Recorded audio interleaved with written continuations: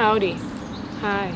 Hola. Let's talk about sleep and breath work. I get a lot of questions about this. I've tweeted some things about this. There's a lot we could say here, and I'm going to do my best to unpack it neatly, but we know how that usually goes. To put a blanket over it all, sleep in a sense is unconscious breath work. Anybody who's practiced at least an hour of breath work daily, especially when you get to 2-3 hours a day, definitely notice you do not need as much sleep when you practice breath work. When you're tired, body literally needs to slow down to catch its breath. That is essentially what sleep is. This isn't a video to say that we don't need sleep. I think it is very possible. I don't want to put that on anyone and say you should and you shouldn't and we don't and we do. I'm just saying the more you practice conscious breath work, you don't need to take those unconscious breaths at night. The body is simply just tired and literally trying to catch its breath, so you get sleepy. Your body goes into this like, okay, we need rest so that we can go into that parasympathetic. But if you did that consciously when you're awake and aware, there's a lot that comes with it. I mean, just muscle recovery in general, especially if you're like an athlete or a training or whatever, if you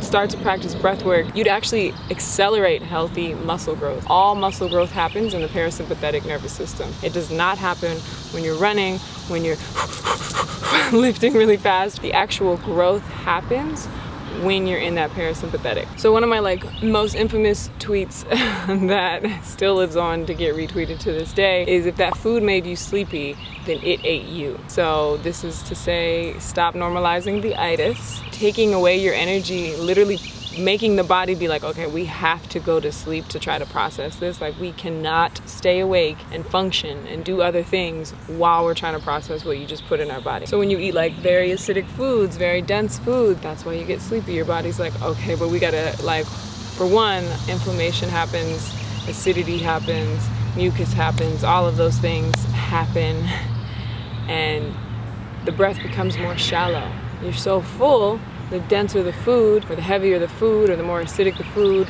inflammatory, whatever word you want to insert there really, it creates a more shallow breath, which then really just puts you in a more shallow place of living.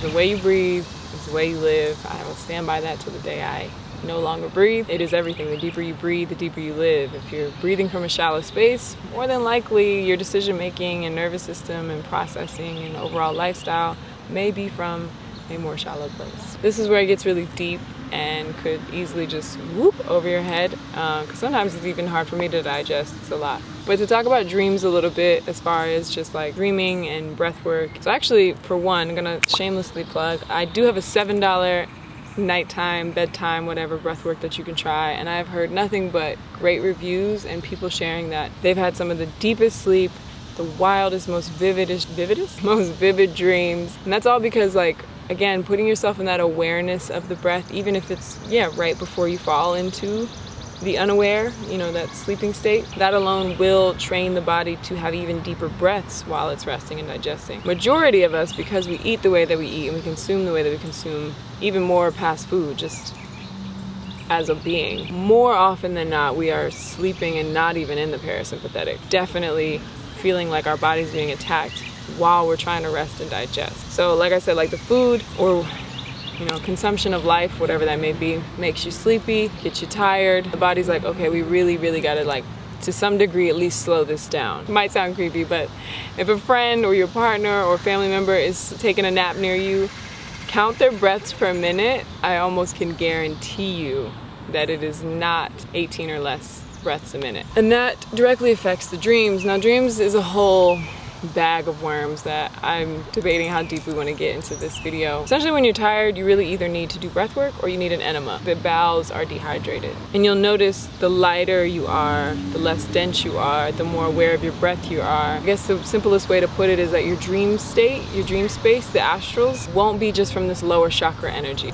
You'll be dreaming from a higher space in the body. Now, that's not to just guarantee that, but my personal experience and others that I've spoken to, that is a universal thing as far as the dreams go with breath work and awareness of just toxins in the body and density and eating right before bed. Guaranteed, if you eat before bed, it's really like a parasitic dream you might have. You're in a lower chakra state because literally there's so much energy and blood in the body going to the tummy, to the bowels, to the intestines, to all the things, trying to make room for air. Really, like, the consciousness just falls into the lower chakras when we live from those spaces, from the lower chakras of carnal desires, you know, eating, sex, sleep, all of those just like kind of basic necessities of life. When we're just living directly from those spaces, we're living from a lower space. And so the dream space also reflects that. So basically, just remember it like whenever you're tired, whenever you're feeling like, oh man, I'm just kind of exhausted, more often than not, there is simply a blockage of breath somewhere in the body. And then the breath will shallow,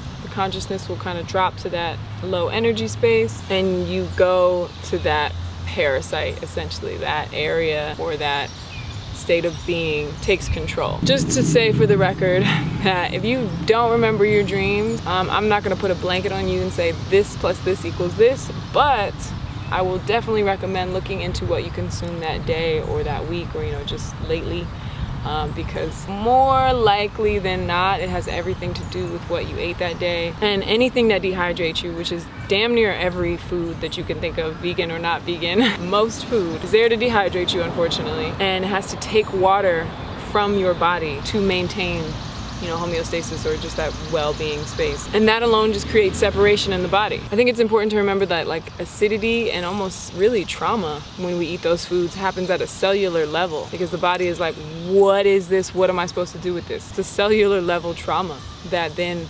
directly can affect your sleep cycles and your dreams. And the sun is coming out and messing up my light.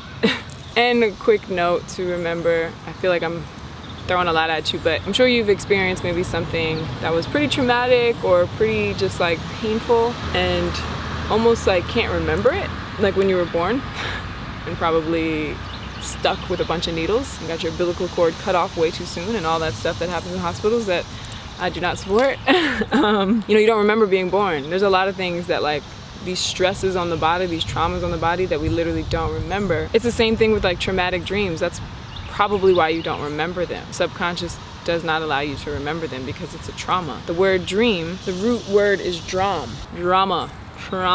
That's why you might wake up really tired. You're like, man, I don't remember my dream, but I'm like waking up really tired.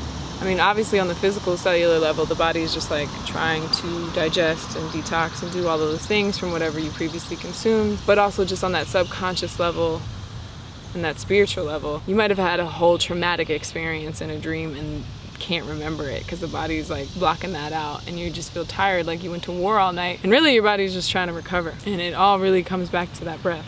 So again, not saying you don't need sleep, shame on you for feeling tired, just simply bringing awareness to why you're tired, what is making you tired, and you know, maybe something to implement is if you're tired, try an enema. If you're tired, try 20 minutes of breath work. Really would love if you made it to an hour, but even 15 to 20 will shift the energy for sure. So it's just a matter of, again, like I probably always say, just an awareness thing. You know, how your actions and your decisions change once you get into that sleepy state. I know once the sun sets, a lot of like the night cravings come out and people want to eat crazy things and all of that. If you can bring awareness to it and almost step into the observer of it, because that is something I still have moments where I'm guilty of, definitely. But more often in the past, I was like, those late night cravings would kick in, and it's totally just like a lower chakra state, a lower energy space, like a rooted space that is so reptilian almost. I'm already tired, the sun is set, so my circadian rhythm is like, what are you doing? And then, you know, when you're tired, you make bad decisions. When you're dehydrated, basically, you make bad decisions. You almost want more. That's a crazy part of the cycles that you have to break. Like, and I can, oh my gosh, I have so many moments where I know I'm dehydrated and start to crave more dehydrating things. It's like it only wants what it already is. So once you break it and can kind of become a more cellular hydrated being, you will literally simply just not have a desire for the dehydrating things or for the lower energy spaces. It just won't be where it once was. A lot of people, just to finish this up, ask me like, I don't know if this video made any sense. There's a lot to cover. We're dealing with outside elements and sun and shade and wind and cars and planes. And yeah, it, like I said in the very beginning, it's a lot to unpack and easily be taken as like, girl, what are you talking about?